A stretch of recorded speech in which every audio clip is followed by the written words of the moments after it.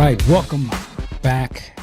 My name is Michael Dean, and today we are doing my top 10 Prince albums of all time as of today. Because this list can fluctuate, obviously. You know, some things I may like now, my interest may change later. But as of right now, these are my top 10 Prince albums. Now, as I reveal these, I already know people are gonna be like, well, how could you have this album? This is my list. This is not to say that the albums that are not on this are not good, are not better, whatever it is. These are just my picks. And, you know, I want to set this up to say, you know, just to give like some ideas of, you know, how am I coming to this, these list of albums, and I'll explain them as well as we go through. But, you know, let me just say, I am somewhat of a long-time listener of Prince's music. I got into it during Purple Rain, you know, back in the 80s. That was the first Prince album that I bought at the time. And then, you know, of course, Around the World in a Day. And then going back and buying the albums that were before those, you know, the 4U's, Prince's, Controversy, and all that stuff. And then moving forward. So suffice to say, you know, I've been around a little bit.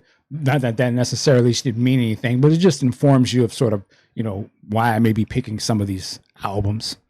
Also, you know, I am a fan of R&B, a fan of black music right off the gate, whether it's rock, jazz, funk, you know, soul, whatever. And, you know, the great thing is Prince is all of those things. Hip hop as well. You know, I'm part of the hip hop generation. I grew up in that. I'm not going to give you no links to it right now, but I used to be a rapper and all that kind of stuff. Okay. Done production and all that kind of stuff. So I'm just throwing my little credentials out there. But with all of that, let's get into my top 10. And also what I'm going to do is, you know, we'll say what the album is. I'm going to give you some of the songs that I love off of each album. And, you know, where if I'm feeling the vibe, we'll talk about them and whatnot. So without further ado, let's go. All right. So the first album, as you can see, is Live at Glam Slam. And when I was putting this list together, I said, you know what? There has to be a live Prince album. Like, that's just such a big part of what Prince is, that, you know, I mean, there has to be a live album on there. So Prince and the New Power Generation, Live at Glam Slam. This album was released October of 2023, so it's relatively new, and it is fantastic. There are a few live Prince albums out there that have come out, and some of them I like more than others, but this right here, fantastic. Like, if you want to hear a excellent showcase of Prince live, a band that is on fire, the New Power Generation, this is it. This is also, there's a video of this as well, which are here. So this right here, you know, that's the Blu-ray that comes with the Diamonds and Pearls Deluxe Edition. And that video of this concert is a part of that. But you don't need to have that. I do believe you can buy this album separately. And if I'm not mistaken, I think it is the Atmos disc that you can purchase. But I don't know if it is. I don't think other than that, you can't purchase this by itself. But I say all that to say, this album is on all the streaming services, so you can listen to it, add it to your playlist or whatever, to your heart's content. And it's jam. Standout tracks on this: Jughead, Diamonds and Pearls, The Sacrifice of Victor.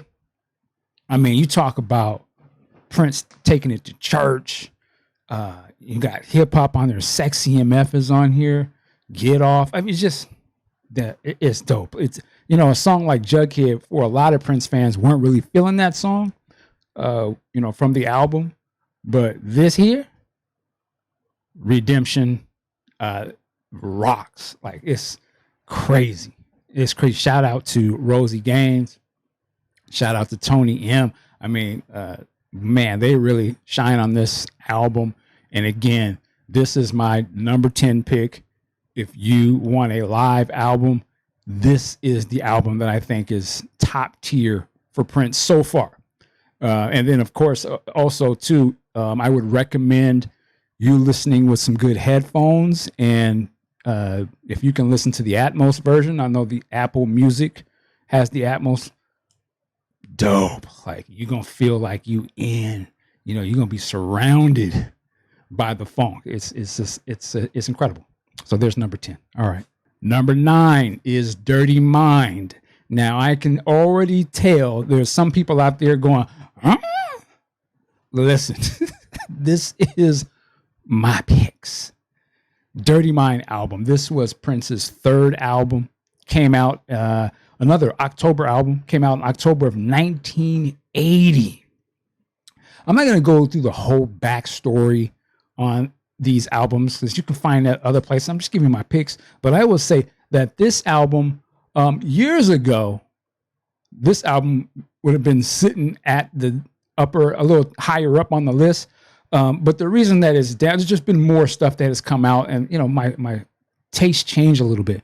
But this is one of the albums that is essential to Prince.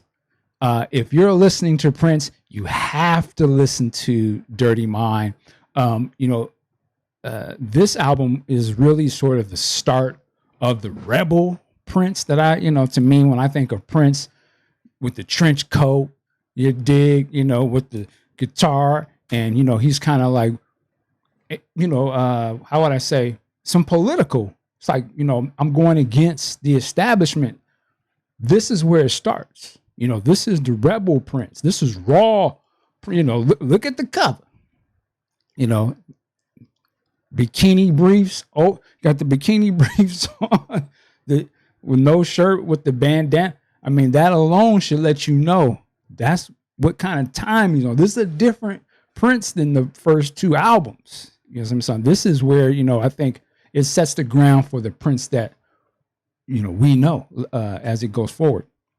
Standout songs like Head, Got a Broken Heart Again, Party Up. And I believe Party Up features Morris Day playing the drums. So you sort of get the start of those brothers' collaboration, which I will touch on later. So suffice to say, Dirty Mind is a must. It has to be on my top 10. This is one of those albums that just starts hard hitting driving when it comes in and takes you out. You ready to go hit the streets. You know what I'm saying? So Dirty Mind, excellent album. That's number 9. All right. Number 8 is Madhouse 8. Now listen, this is my list. So some of y'all, well, that's not a Prince album. Yes, it is. Just because his name ain't on it, it don't get no more Prince than this.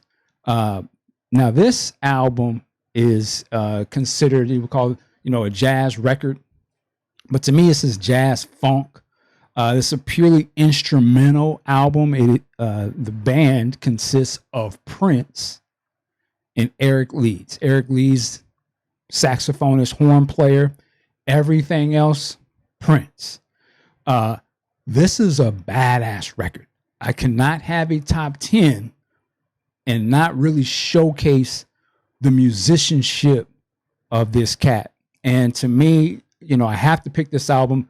This is one that I listened to from top to bottom. There's 8 songs on this record, hence the album title 8. And each song is titled a number. So there's 1, 2, 3, 4, so on and so on. It's a tour de force record to me. Like, you'll be jamming on this record. They got some cool mellow type joints. For me, the standout songs on here are actually, for me, the song track 8, brilliant. It's sort of flows and it starts to build more instruments and it just becomes this thing. I wish they would do that. They had done that live. Like it's just so dope. And then also track 2, funked out, man. Prince on them drum. And then he's playing the bass too. You have to. And that's what the trippy part about this album, and why I picked it, not just because it is great, but the fact that Prince is playing all these parts.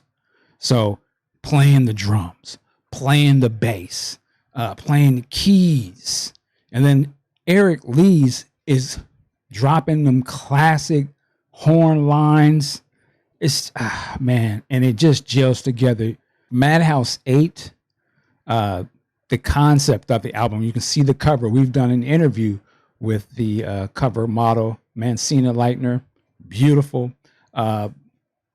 So everything about this record to me is classic Prince. You know, when it came out, it was not billed as Prince.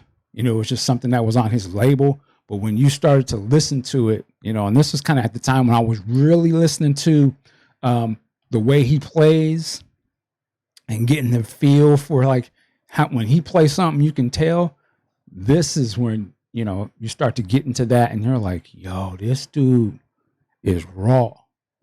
Because it's not him just playing the bass and you're like killing it, like he's jamming with himself, you know, and the tempos may go a little faster sometimes and slow down and they get into a pocket, but it's incredible that he was able to do that with himself.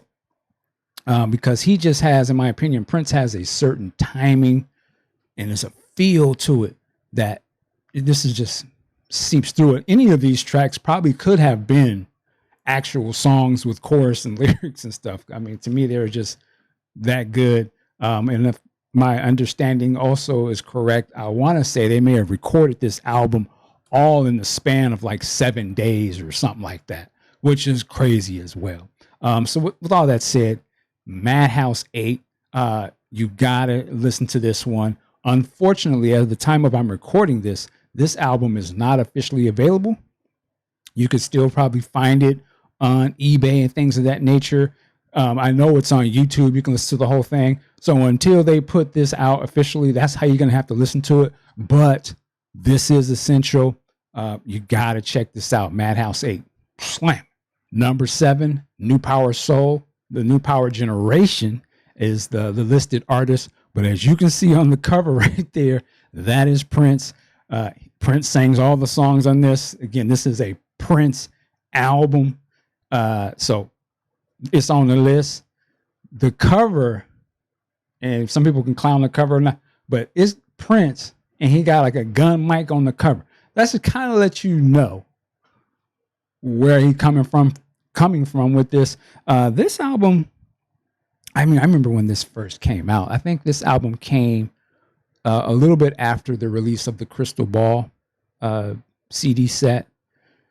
And I just remember this coming. I remember it was somebody, I don't know if it was his manager or whoever it was at the time, but one of the promo things or articles, and they were like, you know, this is a return back to Sign of the Times or something like that. I was like, what? Now, I don't think that's true, but I think what this is a pure, in my opinion, this is a pure R&B album. This is Prince coming back to just straight R&B. It's not doing, you know, any sort of rock types of R&B pop. And it is an album of its time. 1998, this album came out. What's the date I had on the January 29th, 1998. And this sounds like an album of that time period. Why do I like this record? Because for me, since it came out then and even today, that CD is still in my car. This is my Prince album. This is my Prince car album. This album bangs. Like, it's got the beats. You know, it is evocative, or what am I trying to say? It is of the time of 98 in terms of the sounds of R&B. And I guess really this was probably influenced by things that's going on in 97. But if you like 90s Prince, and I love 90s Prince. For me, this is the best of that era, of that 90s style for me. Songs like Mad Sex, The One, Shooby Doo, and Wasted Kisses. Phenomenal. And they slam like you can. I mean, it's just tricked out, man. I love this record. I still listen to this album hardcore because, again, this is a car album to me. It's like you can pump it, and it's just boom, everything is just sonically bumping, man. And great stuff. Dougie Fresh is on this album. Just a fantastic record. Now, again, if you want more stuff, I will say that there is an excellent video performance of songs from this album. I can't think of the name of what this was. The Beautiful Strange. Beautiful Strange. Look that up on YouTube, but you'll see some excellent performances of songs from this era. I know there's a video with Prince and Shaka Khan performing from that same show, but this album comes from that time. And if I'm not mistaken, this album actually was a 3-pack or something, right? It was Prince's album, Larry Graham's album, GCS 2000, and then Shaka Khan had an album, and Prince put all 3 of them out at the same time. But dope record. Don't let them fool you. This is banging. So there you go. What would we say this was? Number 7, New Power Soul. And did I put it over Dirty Mind, Madhouse 8? I did. But that's just where I'm at with it. So deal with that. Again, your list may vary, but I'm always holding down New Power Soul. I just think it's a dope record, man. And sadly, this is another one that is not officially available right now. At least I don't. Yeah, as far as I know, it's not on the streaming services legally, but you may find it on some places. Again, you may be able to buy it on eBay or some of these types of things. But I do think that this should be released. This would make a great record day store release or something. But I don't understand why they don't have this out there because they got everything else out. But maybe one day it will. So there you go, New Power Soul. Yeah. Number 6, Parade. All right, here we're getting serious. We're starting to get real serious right here. This album is a beautiful album. This is high art Prince, early high art Prince, funky Prince. This is Prince, to me, like goes completely cinematic. There's like a cinematic filter put on top of, his funk and all that kind of stuff. And it works incredible. This is Prince going into like his French Riviera, bag. Of course, this is highly associated with the Under the Cherry Moon movie. This is, Christopher Tracy persona Prince. But this is badass. This is one of those records that I think you have to just kind of put it at the top and let it play. This is a top to bottom LP with some reservations from me. I think this is an album that screams a special deluxe treatment, because the one thing that sort of keeps this album for me at this point, at a number 6, as opposed to, you could argue that it was in the top 3 maybe, is that some of the songs on the album are truncated, and we have since heard, the longer versions of this, and I feel like, so like the songs, for instance, like a song like Mountains, it starts to fade out on the album, but there was a 12-inch release of Mountains. It was a single, and on that 12-inch is the extended version of the song. And one of the most dopest pieces of music Prince has done. It's fantastic. Fantastic. The level of musicianship that Prince and the Revolution was at this time too, with this core group, it's bananas. Another Lover, Hole in Your Head is another standout track. And again, dope on the album. But it's, it fades out, on the album. But there was a 12-inch of this too. And that 12-inch long edition of this song, man, it's upper echelon. Another one of my favorites on this album is Do You Lie? And I remember listening to this when it came out at the time, and that song threw me for a loop because I was not expecting it. It sounds like some cool ass jazz. It's like Prince went completely in a whole different direction, but it is so cool. Just like, oh, this dude is, just a vibe to it. But I think it's fantastic and just really showcases how he has blossomed into this incredible songwriter, composer at this point of his career. This album came out in '86, March of '86, and it's just a crazy album. There are songs that are bubbling under the surface that maybe it should have been on this record or we've heard as B-sides. Another one is, what was the song? I'm going to find this here. Bear with me. Alexa de Paris. Pause this record or pause this video or open another tab. Go to YouTube and type in Alexa de Paris.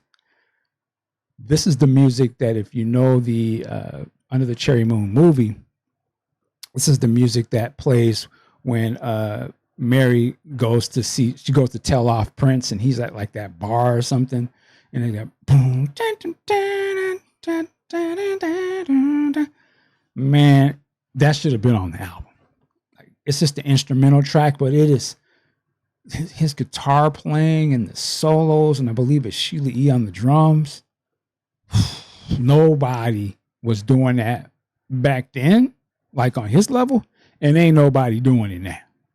Maybe like it would be something that maybe one of these composer dudes, I dare say like a Hans Zimmer or something, would maybe kind of do something like that today. But Prince did it back then, and it's still fly, man. It's still, he still has and his music was still like cool ass, that cat is chill, you know what I'm saying? But he was like freaking it, you know what I'm saying? I don't know how to describe it.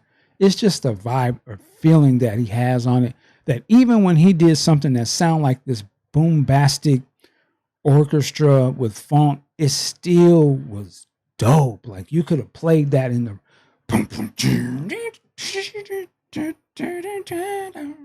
I mean, it still had that Prince thing, but just with the strings and his guitar and the way she was playing those drums. And I'm sitting here tripping on this song. This song ain't even on this album, but it is associated with this album. But this album, that level of musicianship is through these songs on this record. It's phenomenal. Then there's a whole story about the first 4 tracks that you can go look up, essentially to say that he recorded all those songs at the same time, like one after the other. He didn't stop, just give me some sticks, got on the drums and played the first 4. Christopher Tracy's Parade. What is it? Christopher Tracy's Parade. I want to say New Position, I Wonder You, and Under the Cherry Moon. Did all 4 of them. Okay, give me the bass. Rewind the tape and playing them all the way through. Go to the next. And I mean, that's wild. Hopefully, again, we get a deluxe of this where they'll maybe have some of the previous mixes of how it led up to what we heard, and be able to hear the process a little bit of that. Because I just think that's a phenomenal thing to me that makes this album incredible. Like, God, this guy went in and did like a whole little suite, right off the gate. So yes, Parade, essential. It is my number 6. This needs a deluxe edition because I feel that's going to open a can of great worms, purple worms, that it's just going to feel good. And as great as this album is, I know there's material that's going to blow us out the water. The piano playing at this period for Prince is incredible. The way he plays piano at this time, to me, is peak. That's just my taste. Anyway, I said enough. Wow, got sidetracked there. Number 6, Parade, beautiful. You got to get it. All right, number 5, The Rainbow Children. Where do I say? This album is, in my opinion, musician Prince at the super upper echelon of his skills. This is the album that's made by a master of what they do. It is a concept record, which Prince has done many times before. Sonically, unlike a lot of the records he's done before, this has, there are certain Prince things that will have the, drum machine programming sort of feel to them. There's some that are the band type of records, Diamonds and Pearls album, when it was first sort of presented, this is Prince, what it sounds like with the band, with them actually really playing. This album is light years, in my opinion, light years ahead. This is, and I've said this before, this is like if you would have went from, if you stopped at Love Sexy album, and you had not heard of Prince, you didn't listen for a long time, and then you put this on, to me, this would have been exactly what I would expected him to be like. And then just like the scope of it musically is, it sits in place of a sort of neo soul sort of lane, which I think this album was sort of an answer to some of that.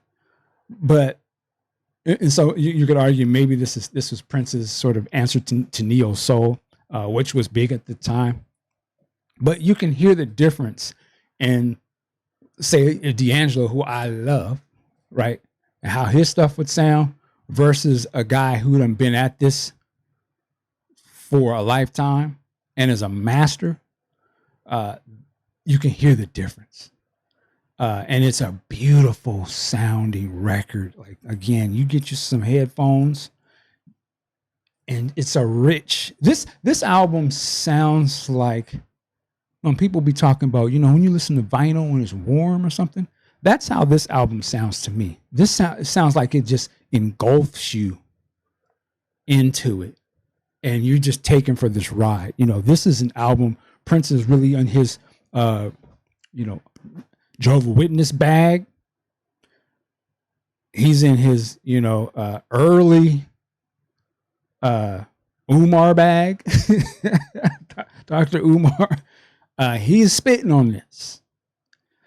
This album, and we still haven't gotten this officially, this album, Prince, like before the release, probably was already knowing like, yo, this is going to be one that they, I need to maybe get in front of this a little bit and let's have conversations. So I think the very first celebration, if I'm not mistaken, was about this album. Where Prince was inviting fans into Paisley Park. They're doing listening sessions and Q&As afterwards, and this was all filmed. Famously, Kevin Smith was the director. Not going to go all into the backstory of it, but whatever reason, it was never released. The footage that he filmed, whatever idea they must have had for some sort of documentary or whatever they were doing. We have still yet to see that. But this album, this is what, number 5? Yeah, this is one of my top all-time, period. The Rainbow Children, Muse to the Pharaoh, The Work. I'm just jumping around. Family Name, The Everlasting Now, Last December, Upper Echelon. This is a top to bottom. This is a record that I think, it's not, for some, it won't be easy listening to. It won't be easy because he gets in this, he uses this effect on his voice. And for whatever reason, that bugs people out. Nothing to me. I'm like, this ain't nothing but some Bob George. What's your trip, But man, his guitar playing and the way it sounds, the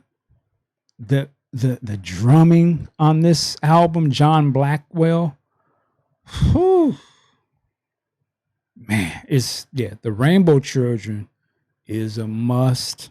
I'm not going to keep harping on it, but you definitely need to be up on this one. This time period of Prince too was cold. Like, to me, this was when like I said, he just stepped out on some, I'm a master at this. And everybody that's around me is top tier, cats that can really get down. Like, because at this, like I said, at this time, he's on some other shit, man. You don't count this cat out, man. And to me, the Rainbow Children is an absolute classic. Stop playing. So that's my number 5. All right, number 4 is 1999. This was released, another October album, back in 1982. This is a no-brainer, in my opinion. This is Prince's first double album, filled with classic songs. Of course, the title track, 1999. Little Red Corvette is from this album. Some of y'all that are getting into Prince, you may have heard of these songs. That they come from this album. Also, songs, my top song off this album, Lady Cab Driver. This, like there are tracks like, when I think of tracks like Crystal Ball, Ballad of Dorothy Parker, Lady Cab Driver. This was the first of that, when Prince freaks a track and takes it, like, you're going to start here and he going to take you on a journey and he going to blow your mind. And it's funky as hell. For me alone, that makes this album cold-blooded. But, International Lover. There are tons of hits. This is superstar Prince before he was a superstar, if that makes any sense. This was the Prince of the Minneapolis Wonder Kid Prince. For some of my younger people, there are different, there's the I'm just using this as an example. There's the drill sound, there's the emo, and I mean to say all that is there are different sounds of, different time periods that dominate everything. At one point, the Minneapolis sound, the Prince sound, dominated the culture. Okay. That was like, if you wanted to sound like what was popping, you had to try and figure out how to sound like some Minneapolis. And this was at the height, and no one could touch it.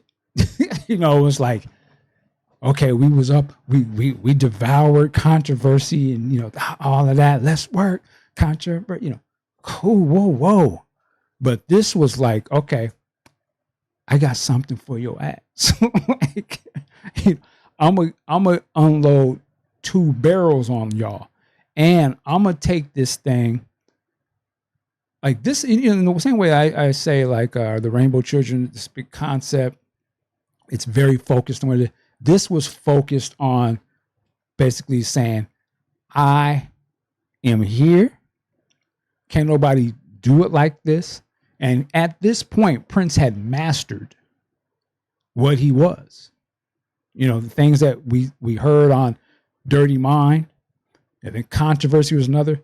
This one took all of that, and okay, I'm about to blow it out the water. Like, there's not going to be no question that not only do I do, you know, these funk jams, but I'm like, this is art, you know, from my lens. You know, I think this album also is of the time, in a sense, to say, like, you know, you can tell, like, the influence, or you can really see the influence of Parliament Funkadelic can play onto this. Even just the imagery of the cover. When I didn't even know who Prince was at the time, but I remember seeing this cover at my cousin's house or something. Right, you know, and a few other albums through, there was the cover of Parliament or something, you know, so you can see sort of, okay, this was at a time, I'm just jumping all over the place. This was also at a time when funk and was dominant. Like, that was when you went to the house parties, or what was bumping was the Flashlights and the Knee Deeps, you know, Cameos and all that stuff. Zap, you know, this was right in that pocket, but on another level, like, because he had the pop shit. So you might be able to handle rocking against DMSR, but you ain't got Little Red Corvette. You know, that's when you started to really dominate, like, show you, like, yo, I can write some pop ish that's badass, that still has, you know, that soul to it, aggressiveness to it, but it sounds like, so, you know, it was just like, whoa, who is this guy? So there was a lot of breakthroughs on this record. This is one that I actually have the vinyl for. The imagery is crazy. I'm not gonna go all into it, but as you can see, like, he already knew, like, yo, I'm on the next level. You know, this solidified. Yeah, I'm on the next level. You know, so fantastic record, 1999. I don't even have to upsell. Stop it. It's number 4. It's got to be on the list. It's got to be. All right, so we are at number 3, and I just want to say this to say, this is my list. So I'm not just sticking to the albums that say Prince. I'm going by the albums that he produced and made. Okay. So number 3, let me get it up here. Bye.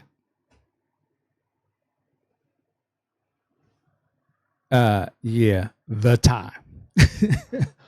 What time is it? I picked this as number 3 because for me, this is Prince's funkiest album ever. It is 6 songs. It's focused on what it's trying to do. It over delivers, in my opinion. And the combination of Morris Day on drums, Prince on everything else, and then, you know, some people helped on certain songs, Dez, Joe, you know, Jesse, the crew, but that Prince Morris combo, they perfected it on this album. This is the second time album. The first album was cold. First album was just raw funk, but this one, they perfected the persona of Morris. The songs are more vicious, you know, musicianship. The jams are longer. They let the songs play so you get to the grooves, and the grooves are deep.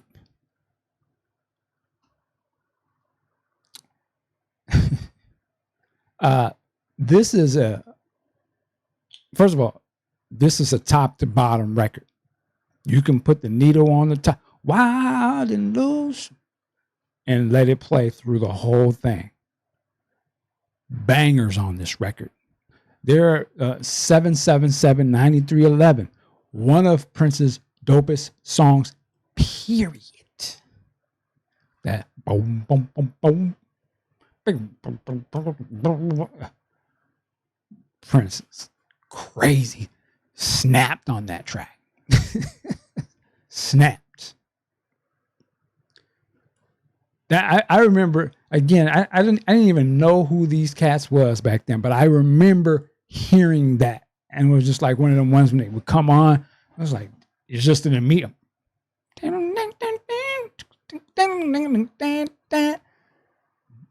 The chorus, Morris's voice. I mean, that was R&B, syncopated funk, soul. It feels good. It's one of the records that it's got that rhythm to it, that feeling and that timing. That's what this album is the timing of this album. It's funny that it's called The Time, but the timing, the feel. This album is, when I used to think of Prince and you think of the Minneapolis sound, a lot of people started doing that sound, but they didn't have the feel that Prince and them had when they did it. Like, it just was a different timing into it. And this is, it has that kind of sloppy, tight feel. You know what I'm saying? If that's even something to say, but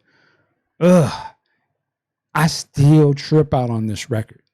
Even today, I still play it.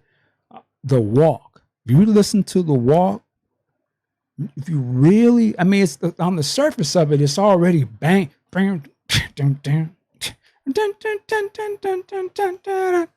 But if you really listen to it and you sort of let yourself fall into what they're doing, it's hypnotic, man. The way he's playing the bass and he's riding the beat and he's riding on top of what Morris is playing. And then when and then that, the snare, the clap. That's when Prince had that clap popping, that Lindrum on top of the real. Man, this is one of them albums that cats study and still study. Like, and you listen to it, you think it's a band playing, but it's really just two dudes. And then they're coming back on top of it, adding stuff. This album, I would argue that all the first three of the Time albums for sure need to have, be released. And like all the tracks that didn't make the record or the other takes of the songs, that's what I would love to hear, the additional takes of some of these songs. Nasty. You get a glimpse on the Crystal Ball album, Chlorine Bacon Skin, when that's just Prince and Morris. And that song is like, what, 13 something minutes or something? And they just jam, get into a groove and just jamming. That's what this album is. It's just like they took all them grooves and made songs out of them, and killer. Like, yeah, this is the top three. What time is it? the persona of Morris Day, which probably was another persona of Prince, right? Was Jamie Starr. They mastered it at this point. The jokes are dope. The little skits in the songs, dope. The musicianship that's playing is dope. And they give you the jams, that's going to shut it down. But then they also come with Gigolos Get Lonely too. Pause. That's one of Prince's bangers. Bang, bang, bang, bang, bang, bang, bang, bang, boom, boom, boom. We have heard Prince's version of this song on the Originals release. Dope. But because I've hardwired this way, because I heard it this way first, I do prefer Morris's version now because it's just more polished. But the background vocals on this song and on all these songs, dope, because you can just hear Prince singing on this stuff. and he's over here in this ear doing this, and then on this ear doing, and that's what I love about the Time songs. They just have that vibe, like all the homies was singing the songs together. It made it sound like the band was singing the songs all the time. It was always layered vocals doing the leads. I mean, it was Morris, but it was like a few Morrises and then the homies in the back. And that's why, man, I was getting excited thinking about this record. What time is it? Prince at his funkiest, man. Every song's a banger. Every song. Even the song, there's one that could be considered a throwaway. One day I'm gonna be somebody. Even that's tight though. Like, damn. Yeah, a lot of stuff spawns from this album. A lot. This album was the original crew as well. This was Morris, Jesse, Jill, Prince, of course, Terry Lewis, Dez, Lisa, the original crew. This is the original family, like all hands on deck. Yeah, man. This is an incredible record. This is a dope album. Period. So there you go. Salute to Morris Day. All right, before we go further, just want to reiterate the list and what we have so far. So number 10 was Prince and the New Power Generation live at Glam Slam. That was the live album. Had to have a live album on this list. Number 9, Dirty Mind. Enough said. Number 8, Madhouse 8. Jazz Funk album. Again, I had to have something on my list that just gave you pure Prince music. And that's what this is. Instrumental. Dope. I didn't think I said it earlier. There's another Madhouse album that was released, Madhouse 16, which was just an upgrade on this, added a few more cats to it. Bang. But I prefer 8 just because it has a certain feel to it to me. But they're all crazy. And then there have been a couple other unreleased Madhouse albums that maybe one day they will put out. Number 7, New Power Soul. This is my In the Car Prince album. You know what I'm saying? We'll let the windows down, blasting. Dope. Number 6, Parade, Cinematic, Art. Enough said, classic. Number 5, The Rainbow Children, another super dope concept album, master musician album. Very focused on his message, whether you liked it or not. Album, love it. So yeah, that was Rainbow Children. Number 4, 1999, a Blueprint album. You know what I'm saying? Laced with funk.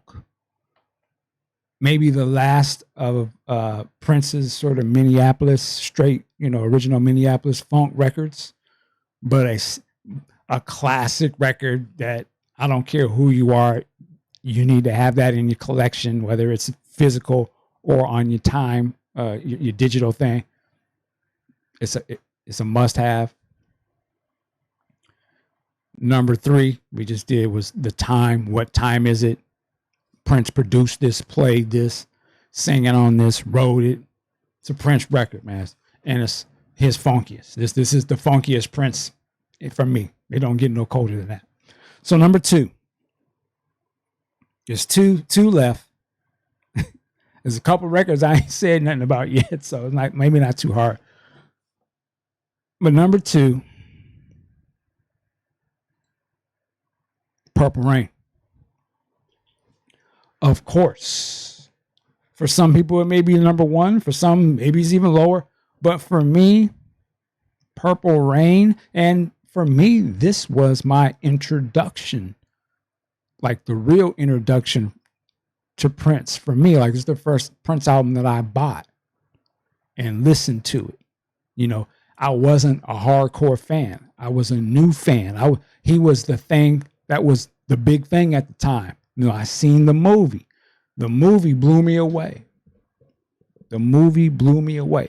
He had a song, When Doves Cry, was the number one song.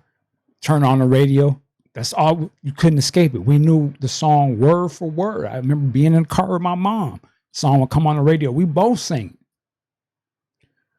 So he was, you know, he was the popular artist at the time. The movie, you know, I remember the buzz in my school was that this movie was X-rated. I was like, what? Oh, I want to see this. What is, you know, this was a hood movie at the time. You know, that's how we saw it. It's a black movie. There wasn't that many black movies at that time. In particular, any that had young, sort of up and coming artists saw the movie. I'm not gonna review all that, but yeah, that had an effect on me seeing that movie.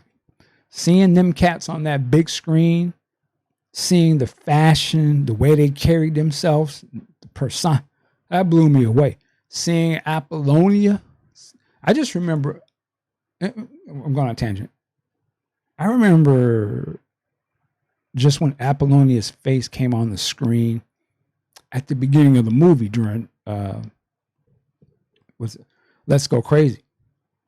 I was blown away. She was just so beautiful. I'd never seen anybody like that on the screen before. You know, I'd never seen, you know, she was now we would say she's a woman of color. I thought she was a black woman at the time. You had never seen that. I had at that. I was what, 15, maybe a little younger.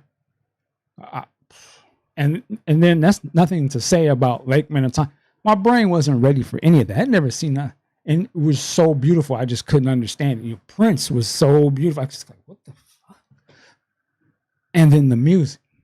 And then the music, right? It's because of the music. But the music, the performances of the songs, you know, all the stuff that Prince did in that movie and his performances, you know, my head just. So going to buy the album and then remembering what I saw from what I could remember from the movies. So that's the thing too. We didn't have, you know, it wasn't on streaming. You couldn't watch it over and over. You just went by what you recalled when you saw that movie and how you felt when you saw them performances. So getting the album, I remember how I felt when I saw the performances in the movie, but now I get to listen to them over and over. And that's when I was like, these weren't just these great songs that I had heard from some movie. No, these songs were fucking incredible. So I was like, and you know, for me at the time, the only other biggest thing musically that I really paid attention to was Michael Jackson. You know, coming off of Thriller. And that was like, I knew all of that. I was listening, and this was like another level. You know, it was just like, yo, there's nobody. It didn't, you know, it was Michael Jackson, it felt like there was some level of not control, but there was like a level of like, I can understand what's going on here. It's safe and it feels good. I've been watching this guy since I was a kid, so I know what this is, and it is so catchy and infectious. And you know, Michael's voice, it's such I don't know, there's a thing that you feel so much, man, lovely. And then you can hear the angelical thing. But with Prince's thing, It was like all of that, but then it was like it was more dominant of, yo, this shit is wild. Like, you know what I'm saying? Like, do you want ham? Just that type of aggression. I had never heard nothing like that. So, and darling Nikki, and the way it was just like, man, when doves cry.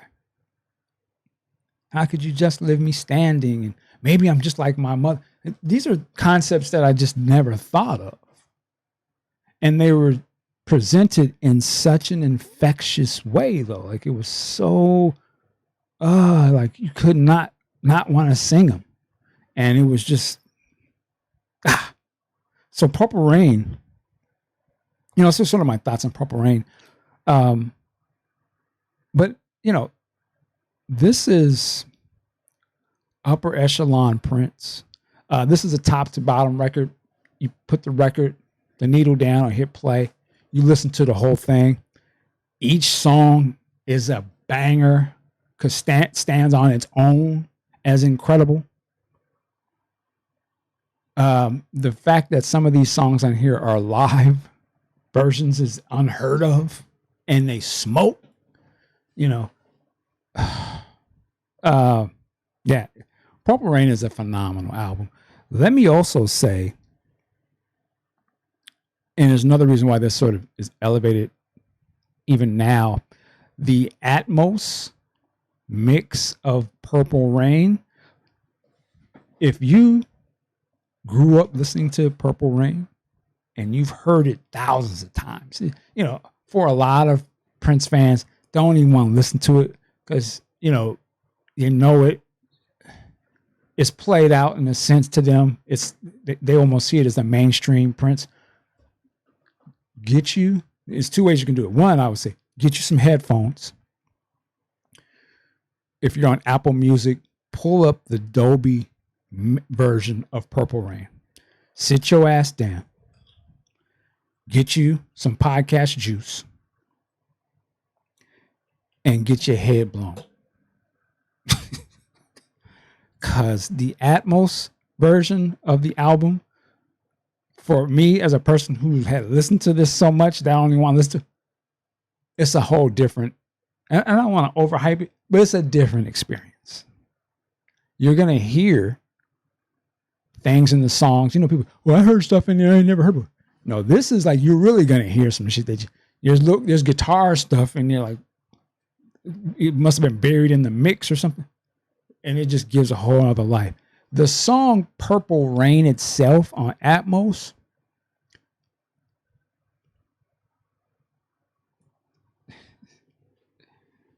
man, the song Purple Rain on Atmos is hard as, like, when I say, like, this sounds like some hard rocking, and it's an aggressive song. And to me, when I always thought about Purple Rain, I never thought it was aggressive. As I'm thinking about it, and I think about how he performs it in the movie, and he's maybe always was, but I didn't hear it that way. Now with the Atmos, he could have been done at that point. Like, it's dope. Like, whoa. Yeah, all of those songs sound incredible in Atmos. And if you have an Atmos setup, like if you want to play it out loud, again, get you some podcast juice.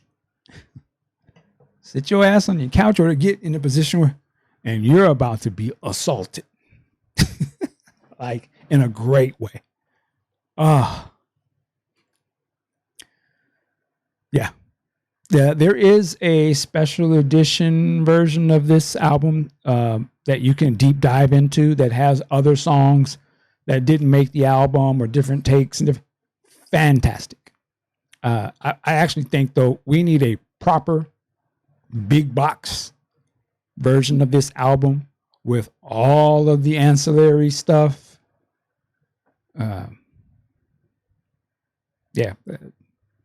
Purple Rain is incredible. It's it is heralded by the world for a reason. There is a reason why everybody in the world be on some Purple Rain, because that's a badass record. Badass. Yeah. And I will say the longer versions of these songs, incredible. Computer Blue, it was already dope on the album, but there's a longer version. It's called the Hallway version. Man, if they had just put that stuff on the album like that, but we would have been blown away. Like it's really a high art Prince album, sort of masquerading something like some sort of pop record. But nah, man, this is a masterwork. It's a masterwork album. The album came out in June. Is it June of 1984, I believe? Masterwork. And again, the Atmos version. If you've heard the album before, you're get ready for an entertaining time. It's easy to be a jaded fan of things, but I say that this actually made me sit up and fall in love all over again with this album. And man, what God. Yeah, this guy was on fire when he did this record. All right. Let's keep rolling. You already know. You should already know what this one's going to be. Sign of the Times, Prince. Let me be honest to say, when it first came out, and when I first got it, I wasn't all into it. I liked certain tracks. Housequake, it's a no-brainer. Like I was. It's gonna be a beautiful night. If I was your girlfriend. I just remember playing those songs back when I was young. I remember like I would just hop and skip to those. And I didn't really say this earlier, but a lot of these albums grew on me. Like I may have liked certain songs when I first get it, but a lot of the stuff was beyond me at the time. He was on some other stuff that I couldn't hear it right. And Sign of the Times is one of those records that over many years, it grew. I think the time that I became like a fan of this record was after the Sign of the Times concert movie, because I heard the songs in a different way. There's a thing about Prince. When you hear him play these songs live, they far exceed the studio versions. And so when I heard it in the context of seeing that movie, I was like, oh, wait, this is the song that I used to skip. I wasn't giving it a fair shake. And now I hear it. One of those songs I remember was Slow Love. Like I never really used to play Slow Love, back when it was out and stuff. When I saw that movie, the way he performs on that became one of my favorite songs off the album, the movie version. But I soon grew to love the studio version, because then I sat back and I really listened to it, and it doing the same things that they're doing on the concert, but it's just the mix of it or something. Sometimes you just don't get to hear or feel some of the stuff that's there. I say all that to say, though, Sign of the Times, for me right now, is the greatest Prince album. The backstory on this album, which I'm not going to go all into, but just to say that we'll say Sign of the Times is not actually what Prince delivered to Warner Brothers initially. He wanted to do something far grander and, in my opinion, far doper than what we ended up getting. What we ended up getting is my number one Prince album of all time. But there was a record called Crystal Ball. You can go look up what those songs were and all that. So he already was like, I'm about to kill him. Warner Brothers was like, well, hold my drink, Prince. Like, I don't know. 3 albums? So, he came back with Sign of the Times. And thank God. Because this is Sign of the Times. Now, Sign of the Times to me, I can just say is just, to me, a great listen through album. Like, it takes you on a journey, man. There's so many different vibes on this. I can remember how it was sort of presented when it came out. It almost was like he was presented of, this is smart, intellectual, refined Prince, if that makes any sense. He had those little glasses, the wire frame glasses, the green or black leather trench. And he kind of have, he's got the flowers. So it's kind of got that, it's really like an early, what we would probably call a neo soul vibe. But it was kind of like maybe it was some cool black hippie, but it was also player. It was also Mac Daddy Prince with the door. I mean, that's how the album ends, with the ultimate slow jam Prince, the ultimate love Prince, the ultimate, not my ride. I'm not bucking for kicks Prince. He was on some Mac talk. That's how we ended the album. It was just kind of like, as much as all this other stuff is going on, he ended it like, I'm spitting at this chick. You know what I'm saying? Like, he was on that time.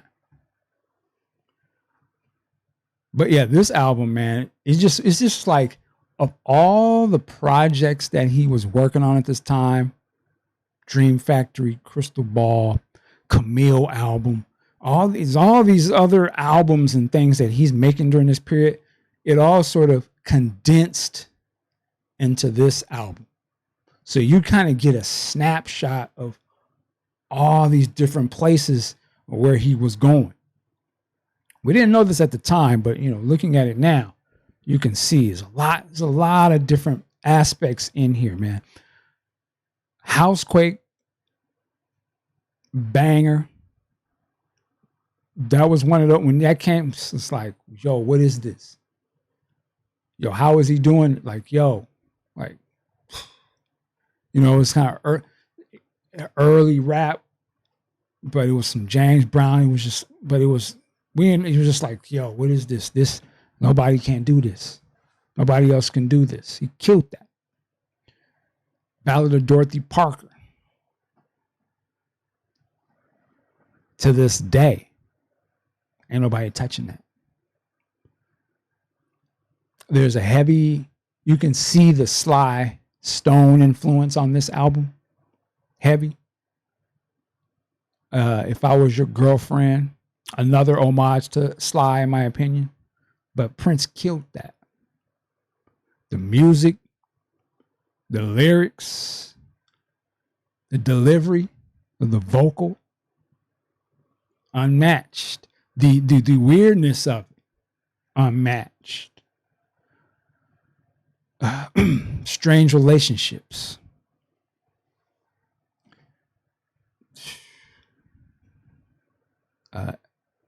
Starfish and Coffee.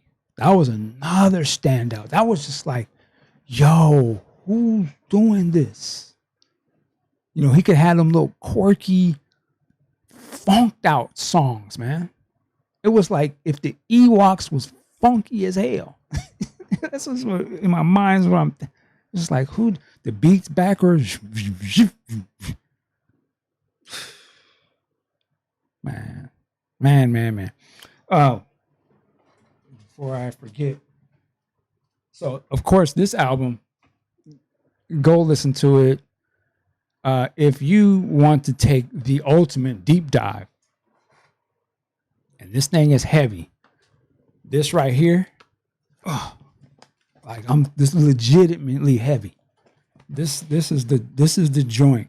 You know, this is what this album, and even this, they still could have had more in there. There's still stuff we didn't get, but this whole thing right here, like if you study music, like, you know, talk to my newer musician cats, those that are on their journey, and you want to study one of the masters, it's an investment. This right here, or you know, you can also listen to it on your favorite streaming platform, the whole thing. But yeah, this is masterwork. But even if you just stick with the classic album, dope, man. The concert movie, essential. Almost hand in hand. Yeah, this is a masterclass album for Prince. It still stands up to this day to me. It sounds great. You can listen to this one with some headphones and really fall into it. What's one of the songs? I Can Never Take the Place of Your Man. First part of that, I mean, it's banging. It's just, you know, soulful pop. But then Prince takes it to a whole nother level with the guitar solo and the groove. Yeah, man. This is certified head buster record. This is my number one Prince album right now. And for a while, Sign of the Times. Can't be beat.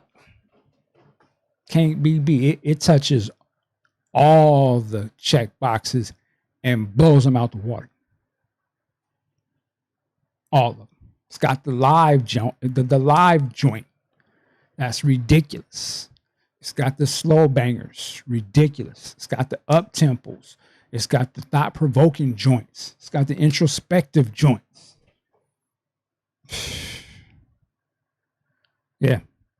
Sign of the Time. So there you go. That's my number one. So there we go. Let me get this off the screen. Yeah, hopefully I didn't ramble too much, but I just wanted to get that off. Be interested to hear what your top 10 is.